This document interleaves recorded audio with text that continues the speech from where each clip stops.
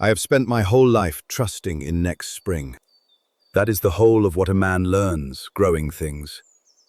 You put a seed in the cold ground in the dark of the year, a dead-looking little thing, and you cover it over and you wait, and you trust, against all the evidence of your eyes, that the warmth is coming back, and the green is coming back, and the thing you buried will rise. I have done it 51 springs in a row. I have planted trees I knew I would never sit in the shade of, because that is what a grower does. He plants for a spring he will not see, on faith that the spring will come anyway, for somebody. Trusting in next spring is not a feeling for me. It is the trade. It is the thing my hands know better than they know anything. So you will understand what it did to me when the man I trusted most in this world looked me in the eye and told me, gently, that for me, there would be no next spring. My name is Harlan Beck. I am 72 years old, and I have grown plants for a living my whole life. In a place in Michigan called Arden, where I built a wholesale nursery and a row of greenhouses out of nothing but dirt and stubbornness and a belief in next spring. I want to tell this slow, the way a thing grows, because what nearly took everything from me was not a storm, and not a market, and not my age. It was a lie about my own body, told to me by the one man on earth I trusted to tell me the truth about it. And the worst of it is how close I came to dying of a sickness I never had. Let me put down some roots first, so you understand the ground this grew in. I started with one cold frame and a pickup truck when I was 21 years old. My father was a tenant farmer who never owned a foot of the land he broke his back on. And I decided as a boy that I would grow things on ground that was mine. And I did. I built it a season at a time, the way you build anything real, slower than you want and surer than you hoped. One cold frame became a greenhouse. One greenhouse became 10. I learned every plant that would grow in this part of Michigan, and a good many that the books said would not. And I learned the wholesale trade, growing the trees and shrubs and flats of flowers that get trucked out every spring to fill the garden centers and the new yards of 3 states. 51 years of it. I have a row of glass houses that run warm and green all winter while the snow piles up outside.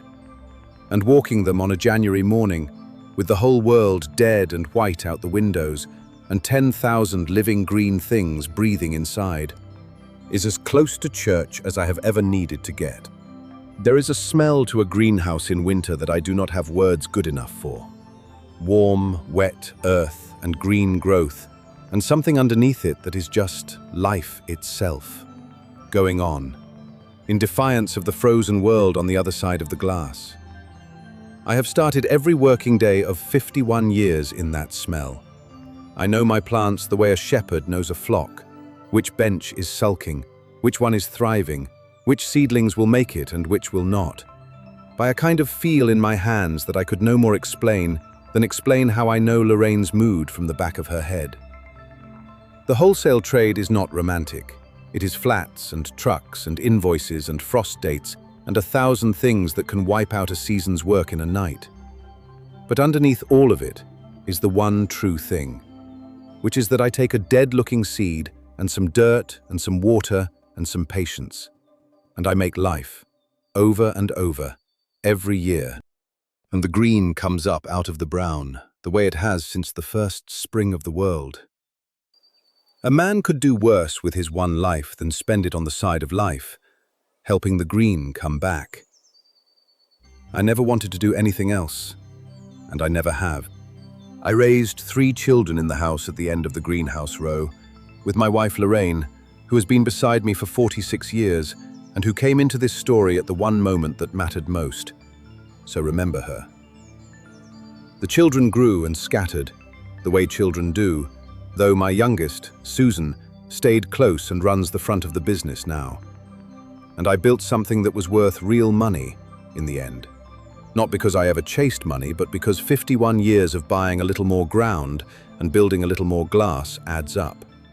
And because the land itself, good, flat, well-watered land on the edge of a growing town, had become worth far more than the dirt I paid for it. I never thought much about that. To me, it was never an asset. It was where things grew. That was the life. Now I have to tell you about Warren Stiles. Warren has been my doctor for 40 years. And for most of that time, he was also my friend, maybe my closest one. He came to Arden as a young man and hung out his shingle, and I was one of his first patients. And over the decades, he treated all of us. Set my broken arm when a greenhouse frame came down on it. Brought my children through their fevers. Sat with Lorraine and me through every scare a long life hands you. He was at my table for Thanksgiving more years than not. We hunted together every November for 30 years. When you let a man be the keeper of your body for 40 years, when you let him be the one who tells you what is happening inside you where you cannot see, you give him a kind of trust that is deeper than money, deeper almost than family, because you are trusting him with the truth of your own life. I trusted Warren Stiles with mine completely, the way I trust the spring to come back. I never once thought to ask whether the man telling me about my own body might have a reason to lie. I want you to know the man I thought he was, because otherwise you cannot feel the size of it. Warren delivered all 3 of my children, in the small hours, in the days when a country doctor still did that. He drove out to the nursery himself, through a February whiteout, the night my middle boy stopped breathing with the croup, and he saved him on my kitchen floor, and he would not take $1 for it. When Lorraine found the lump, years back, it was Warren who sat with the 2 of us in his office and held her hand while we waited on the word. And the word came back kind that time, and the 3 of us wept together from relief. And I thought, there is a man who has been with us at the bottom of every dark well this life has dropped us down. 40 Novembers. I sat in a deer blind beside him in the cold before dawn, not talking, 2 old friends content in the quiet. That is the man I am telling you, tipped numbers off a page that were not there and read me my death for money. I tell you all of it, so you understand that this is not a story about a stranger, or even a business partner. It is a story about a man letting you weep on his shoulder for 40 years, and then, when the price was right, telling you that you were dying. There is no robbery like it. A thief takes what you have. Warren tried to take the time I had left, which is the only thing a man cannot ever get back. That trust was the soil he planted the lie in. It started, the way these things do, with the world deciding my ground was worth something. The town of Arden had grown out toward my greenhouses, and a big agricultural outfit called Brightland Farms, the kind that buys up family growers and runs them as numbers, wanted my operation and, more than the operation, wanted my land. 51 years of prime flat acreage on the edge of a town that was spreading. They came to me with a number, the way they come to everyone, and I told their man that the nursery was not for sale, that I meant to grow things on that ground until I dropped, and that my daughter would grow things on it after me. I thought that was the end of it. It was not the end of it, because when money cannot buy a man's ground from him, it goes looking for another way to pry his hands off it. And the surest way to make an old man let go of everything he has built is to convince him he is about to die. And the one man in the world who could make me believe that, the only man whose word on the subject I would never question, was my friend of 40 years, Warren Stiles. I do not know to this day the whole of why Warren did it. I know he was in debt, badly, in a way a small-town doctor hides. I learned that later. I know Brightland's money found him, the way it finds the weak point in any fence. Whether they came to him or he went to them, I cannot tell you. But I know what he did, because in the end, I held the proof of it in my hand. He called me in for a routine visit, the kind I had done 100 times, and he ran his tests. And a week later, he called me back, and he settled me into the chair across his desk with a folder open in front of him. And he told me, with tears in his eyes, real-looking tears, that the news was very bad. He told me I had a serious illness, an aggressive one, deep inside where you cannot feel it until it is too late, and that it had advanced too far to treat, and that I had, if I was careful and lucky, perhaps a year, maybe less. He showed me numbers on a page I could not read and did not need to, because Warren Stiles was reading them to me, and I trusted Warren Stiles the way I trusted the ground. I remember the sound the clock on his wall made. I remember a potted geranium on the windowsill behind him, half dead from too little light, and thinking, absurdly, that I could save it if he would just let me take it home, and then understanding that I would not be alive to see it bloom. That is what a sentence like that does. It reaches into the smallest, stupidest corner of your mind and turns even a dying flower into a thing you have lost. I cannot fully describe to you what that does to a man, and I am not going to try too hard, because some things you should not dwell in. I will only say that the bottom of the world fell out. I drove home from that office a dead man walking. I looked at my greenhouses, all that breathing green, and felt like a ghost in them already. A man who has spent 51 years trusting in next spring, told there will be no next spring for him, does not know who he is anymore. I did not sleep. I would walk the glass houses at 3 in the morning among the living things and feel the life in them like an accusation, like the whole green world going on without me already. I started doing the arithmetic the dying do, counting springs. I figured I might see one more planting, if Warren was right and I was lucky. And I stood in the propagation house one night and looked at the cutting benches. All those little green starts I had set, every one of them a bet on a future. And I understood that I had made my last bet, that other hands would pot them up and sell them, and I would be in the ground. I started looking at Susan differently, memorizing her, the way you do. I caught myself touching the door frames of the old house as I passed through, the wood my own hands had hung, saying a kind of goodbye to a building. I am not a weeping man, but I wept in those weeks, alone, in the warm dark of the greenhouses, for the springs I was not going to see, and the granddaughter's wedding I was not going to dance at, and the oak I had always meant to plant, and now never would.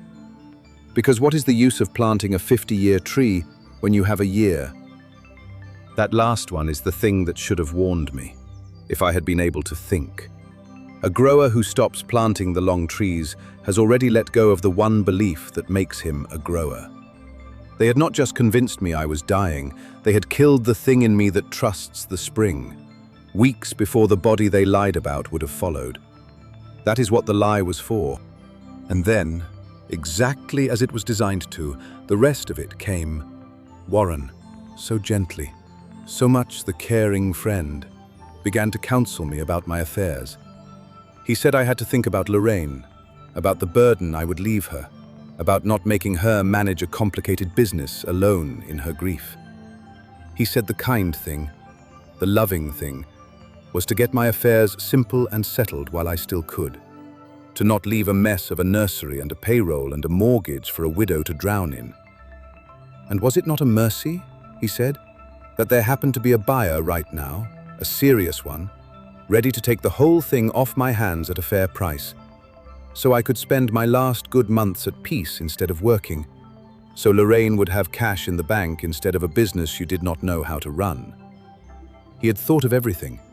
He had an answer for every hesitation, because he had built the whole maze, and he was walking me through it toward the one door he wanted.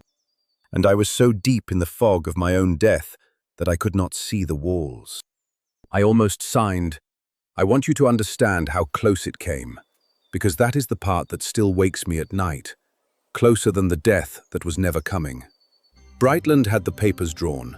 I had set the day to sign.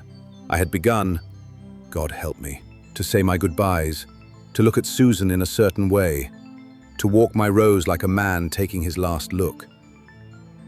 The Brightland man was patient with me, the way a man is patient with a deal that is already won. He did not push. He did not have to. Warren was doing the pushing. Gently, lovingly, every time he checked on me. The buyer just sent the papers and a kind note about taking all the time I needed. Knowing the clock in my chest was ticking for them. Knowing a dying man does not haggle. And I did not haggle, I was grateful. That is the part that turns my stomach still. I sat at my own table and read the price they offered for 51 years and my daughter's future. A price that was a fraction of what it was worth. And I felt grateful to them for taking the burden, for letting me die in peace. I had a pen in my hand more than once. I would set the day, and then Lorraine would find a reason to push it a week. A doctor's appointment, a thing to settle first, buying time she did not even know yet she was buying, on nothing but instinct and a refusal to let go.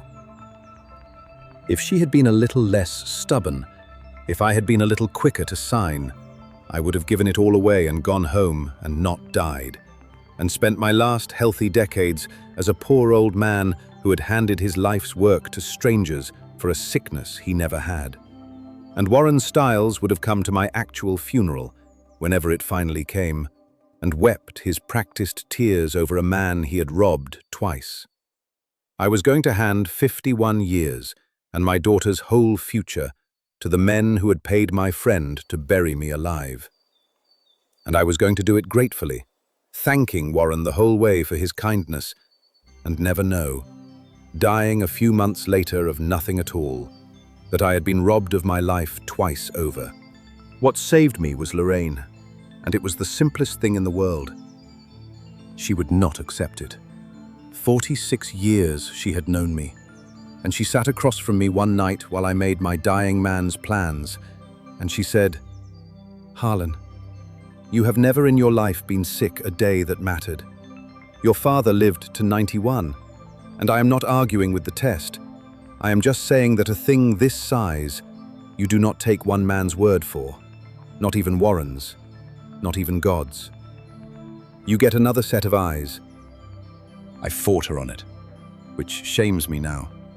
I told her I did not want to spend my last good months being poked and prodded and dragged to the city chasing a hope that was not there. That Warren had been our friend for 40 years and deserved to be believed. That she was making it harder by not letting me accept it. I had gone so far down into the grave they dug for me that I was defending the man with the shovel. And Lorraine just looked at me. Steady, the way she has looked at me through every hard thing, and she said, "Then do it for me. Do not do it because you believe me. Do it because I am asking, and because if you are right, I have lost nothing but a drive to Ann Arbor, and if I am right, I have lost nothing at all. And either way, I will know I did not let my husband lie down and die on one man's say-so." There is no arguing with a love like that, the kind that refuses to be reasonable, that will not let you go without a fight even when you have already surrendered. She was not really worried about the diagnosis. She just could not let me lie down and die without one more look, because she loved me too much to take it on faith. And that stubborn refusal to trust on faith, in a marriage built on faith, is the only reason I am here. So we went to the city, to a specialist named Dr. Sloan, who had never met me, and had no reason on earth to tell me anything but the truth. And she ran her own tests, fresh ones, and she read them herself, and she came into the room with a puzzled look that I will love until the day I actually die. And she said, "Mr. Beck, I am not sure why you are here." I had gone to that appointment to be told what I already believed, you understand. I had let Lorraine drag me to Ann Arbor as a kindness to her, the way you humor someone you love. And I sat in that waiting room, a dead man being polite about it, already gone, just running out the clock on the second opinion so I could come home and finish my dying in peace. So when Dr. Sloan came in, frowning at her chart, I braced for her to confirm it, to say the words a different way. Instead, she looked at me over the top of the folder, this calm young woman who had never heard my name a week before, and she said it plain. "I do not see it. I have looked twice. Whatever you were told, the man in front of me is a healthy 72-year-old who is going to be a nuisance to his family for a long time yet. And then she said the thing that turned the whole world over. She said, "Frankly, I cannot reconcile what you are describing with these results at all. I would want to know very much how someone read the first set the way they told you they did. I did not understand, in that first moment, that she had just handed me back my whole life. I only understood that a stranger with no reason to lie had looked at the same body and seen years where my friend of 40 years had sworn he saw a grave. And I sat in that chair, in that city, and I started, very quietly, to shake. I do not see it. I have looked twice. Whatever you were told, the man in front of me is a healthy 72-year-old who is going to be a nuisance to his family for a long time yet." And then she said the thing that turned the whole world over. She said, "Frankly, I cannot reconcile what you are describing with these results at all.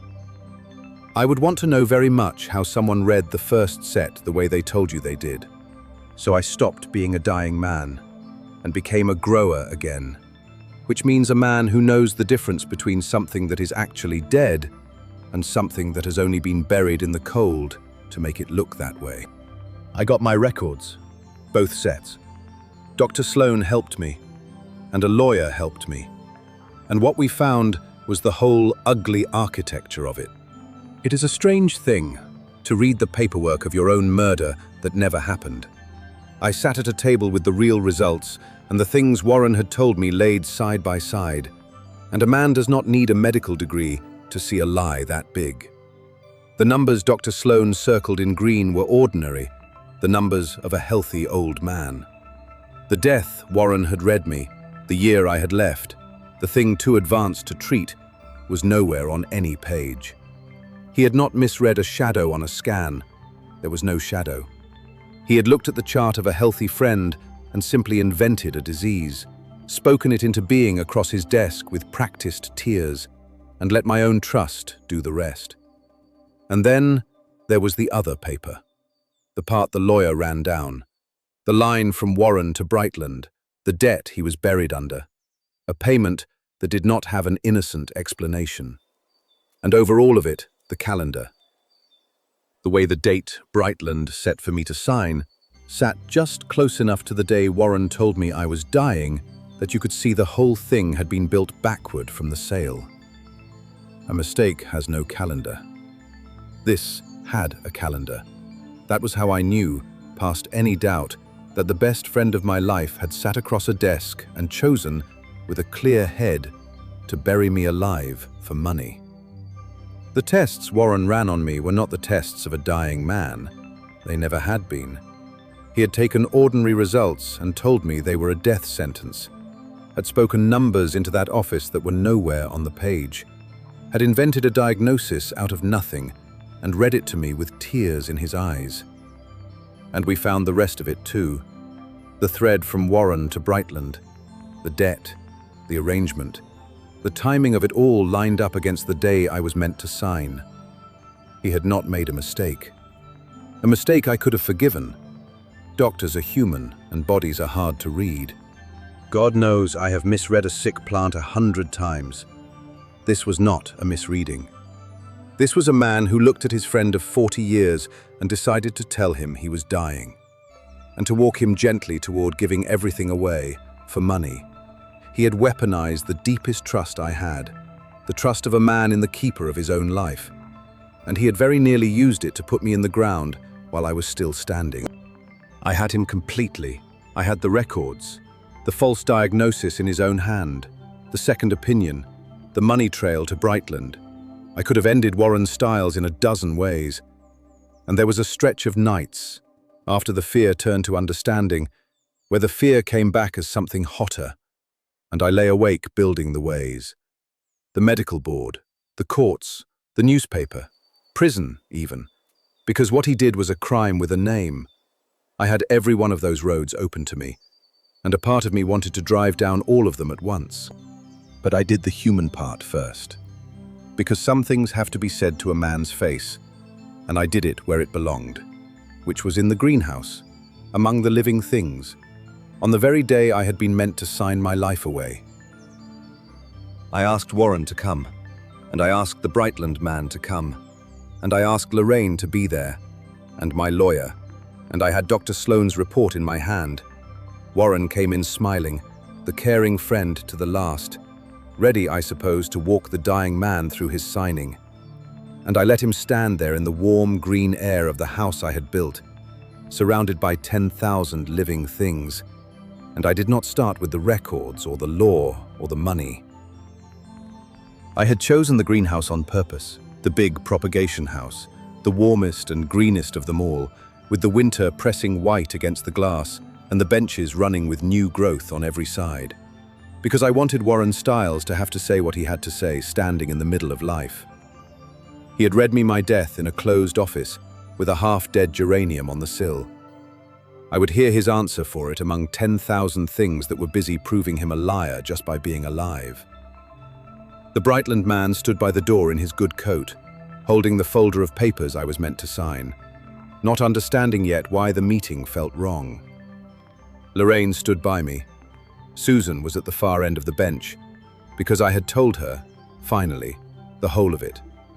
And she had asked to be there, and I had said yes, because a daughter has a right to watch the men who tried to steal her father be made to stand in the light. I started with the spring. I told him what a grower trusts, that the buried thing rises, that there is always a next spring. And I told him that he was the one man who had ever made me stop the leaving it, and that he had done it on purpose, for money, to a friend of 40 years, after sitting at my Thanksgiving table and walking my November woods. And I watched it land on him. And I will tell you what I saw, because it was the thing that told me what he had become. He did not crumble, and he did not, at first, even look ashamed. He looked, for a moment, almost annoyed, the way a man looks when a thing he had managed so carefully slips. And when he finally spoke, what came out was not an apology. It was a justification. And it was the most chilling thing I have ever heard a human being say. He said, in the reasonable voice he had used on me for 40 years, "Harlan, you are 72. You were going to die before too long anyway. Everyone does. I have signed more death certificates than you can imagine. I did not give you a disease. I just moved up a timeline God was going to enforce regardless. And I made sure Lorraine would be comfortable when it happened. In a way, I did you both a kindness." And there it was. There was the whole of what 40 years of holding life and death in his two hands had done to Warren Stiles. He had come to believe he was the one who decided. He had handled so many endings that he had started to think he owned them, that he could move a man's death around like an appointment on a calendar, that telling a healthy man he was dying was not murder of the soul, but just an early reading of a verdict he, Warren, had the standing to pronounce. He had stopped being a doctor and started being a small god. And a small god feels no more guilt about ending you than you feel pulling a weed. He stood in my greenhouse, among all that life, and could not understand why the living man in front of him was not grateful for the kindness of his own grave. I let the cold part land, then I told him, in front of the Brightland man, that I was not dying, that Dr. Sloane had found nothing, that I had the real records and the false ones side by side, and that there was no sale, not that day, not ever. Because a man who is going to be a nuisance to his family for 20 more years has no reason on earth to give his life's work to the men who paid to bury him. The Brightland man did the arithmetic that men like that do, and gathered his unsigned papers, and left my greenhouse without a word. And Brightland never troubled Arden again, because their whole play had depended on a dying man, and the dying man had inconveniently lived. And then there was Warren. And here is the part I have made my peace with, the part I am, in the end, proud of. I had the power to destroy him utterly, and the right to, more right than I have ever had to destroy anything. What he did was not just fraud. It was as near to murder as a man can come without a weapon, and the law would have seen it. And I could have spent my unexpected years making sure Warren Stiles spent his in a cell and died there with nothing. For a few nights, I wanted exactly that. I did not do it. I did one thing. The one thing I judged was not vengeance, but duty. I gave everything, the false records and the true ones and the money trail, to the medical board. And I made sure Warren Stiles would never again be allowed to sit across a desk from a frightened person and tell them what was happening inside their own body. Because there will be other trusting souls in that chair after me. And not all of them will have a Lorraine who refuses to take a death sentence on faith. That I owed to them, the patients I would never meet. But I pressed no charges of my own. I took no money from him. I did not give it to the newspaper or spend my New Year's hunting his ruin through the courts. Because I had just been handed my whole life back, every unexpected spring of it. And I was not going to do with that gift the one thing I have never done with any season I was given, which is plant it in a grave. A grower does not spend his soil growing poison. Warren had tried to make my remaining years about my death. I was not going to hand them back to him by making them about his. The nursery is still mine. I am out in the glass houses most mornings, and the snow piles up outside. And 10,000 green things breathe, and I am, by all accounts, going to be a nuisance to my family for a good while yet. Susan runs the front and will have the whole of it one day, on ground that is ours, which is all I ever wanted for her. Lorraine and I do not talk much about that year. We do not have to. She knows what she did, and I know. And some debts between two people are too large and too quiet for words. And last spring, the first spring I was never supposed to see, I did the thing I have done every spring of my life, the thing that means the most to me now that I understand what it almost cost. I planted a tree. An oak. A slow one, that will not be anything in my lifetime, that I will never sit in the shade of. I planted it on purpose, knowing that, the way I always have, because that is the whole of what I believe, the thing a man tried to take from me and could not. You plant for a spring you will not see. You trust the green to come back. And it does. It always does. They thought the surest way to take everything from an old man was to tell him he was dying. They forgot that a grower, of all the men on this earth, is the one who knows the difference between a thing that is dead and a thing that has only been buried to look that way. And they forgot that the buried thing, given a little warmth and a little time, and one stubborn person who refuses to stop believing in it, does not stay in the ground. It rises. It was only ever waiting for the spring.